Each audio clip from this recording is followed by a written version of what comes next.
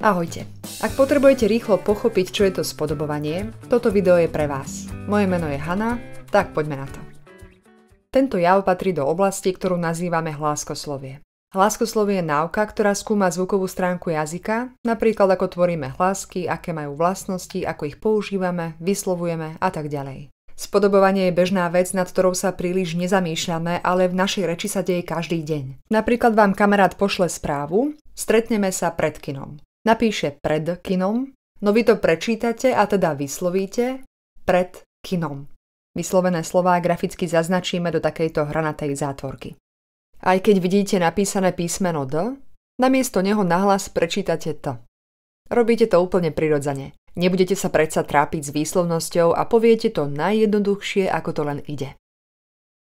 A toto je presne ten jav, ktorý nazývame spodobovanie. Deje sa vo výslovnosti. Dochádza k nemu vtedy, keď sa stretnú spoluhlásky s rozličnou znelosťou. V týchto slovách sa napríklad stretla znelá spoluhláska D v slove pred s neznelou spoluhláskou K, kinom. Spodobovanie je teda jav, pri ktorom sa jedna hláska prispôsobí druhej, čím vo výslovnosti dochádza k zmene. V tejto vete sa udialo na hranici dvoch slov pred kinom. Napísané D sme vyslovili ako T.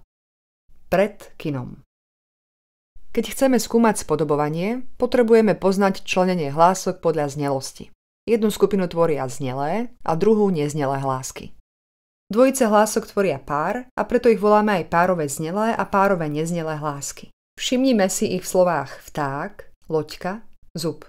Pokúšať sa vysloviť slová presne tak, ako sú napísané, by bolo neprirodzené. Namiesto vták povieme vták. Znelé v nahradíme neznelým f. Namiesto loďka povieme loďka. Znelé d nahradíme neznelým ť. Namiesto zub povieme zub a znelé b nahradíme neznelým p. Na týchto slovách si môžeme všimnúť, že spodobovanie môže nastať na začiatku slova, vnútri slova alebo na konci slova. Všimnite si, že v slove zub sa znelé b zmení na neznelé p, aj keď stojí samo a nesusedí s hláskou rozličnej znelosti. Za slovom môže nasledovať aj prestávka a zmena sa udeje kvôli lepšej výslovnosti. Ďalšie príklady: včela, ponožky, med. Pre lepšie zapamätanie si môžeme predstaviť, že znelé hlásky sú ako hlavní hráči a neznelé hlásky sú ich náhradníci. Prebieha to nejako takto. V slove babka má znelé b náhradníka neznelé p. Nevyslovíme babka, ale babka. Alebo v slove teraz znelé z nahradí neznelé s. Nevyslovíme teraz, ale teraz. Či v slove včera znelé v nahradíme neznelým f. Včera. Ale môže to byť aj naopak, že neznelá hláska bude nahradená znelou hláskou. Napríklad v slove kresba, od slova kresliť, nahradíme neznelé s znelým z. Nevyslovíme kresba, ale kresba. Alebo v slove platba neznelé t nahradí znelé d. Či v slove vášho nevyslovíme neznelé š, ale ho nahradíme znelým ž. Vášho. Znelé a neznelé párové hlásky sú niečo ako tímoví hráči, ktorí sa navzájom nahrádzajú, aby sa nám lepšie vyslovovali.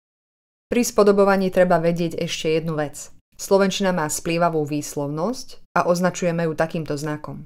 Vetu napíšeme takto a tu je prepis, ako vetu vyslovíme. Tomuto prepisu hlások podľa výslovnosti hovoríme aj cudzým slovom transkripcia. Splývavá výslovnosť znamená, že slová nevyslovujeme izolovane, napríklad stretneme sa pred kinom, ale jedno slovo viažeme na druhé, hovoríme ich plynule za sebou. Stretneme sa pred kinom. Aj preto sa môžete stretnúť s označením splývavá či viazaná výslovnosť. Už vieme, že spodobovanie vzniklo v našej reči z dôvodu uľahčenia výslovnosti. Ak vedľa seba stoja dve hlásky s rozličnou znelosťou, ťažko sa nám vyslovujú. V tejto vete sa spodobovanie deje na hranici slov. K zmene dochádza na konci slova pred, na ktoré plynule nadväzuje slovo kinom. D sa zmení na t. Hovoríme tomu spodobovanie na hranici slov pri splývavej výslovnosti. Aby bolo členenie hlások podľa znelosti úplné, pamätajte si, že okrem znelých a neznelých párových hlások existujú aj znelé nepárové, ktoré nazývame aj zvučné. Patria medzi ne m, n, ň, l, l, ľ, r, r, j. Tieto sa v slovách nikdy nemenia. Keď povieme byľka, vlk, laň alebo jama, zvučné hlásky znejú vždy rovnako, ako sa píšu. Tieto spoluhlásky sa nespodobujú, sú nepárové a nemajú žiadnych náhradníkov. A teraz si zhrňme, čo už vieme. Spodobovanie vlastne znamená, že niektoré spoluhlásky inak napíšeme a inak vyslovíme.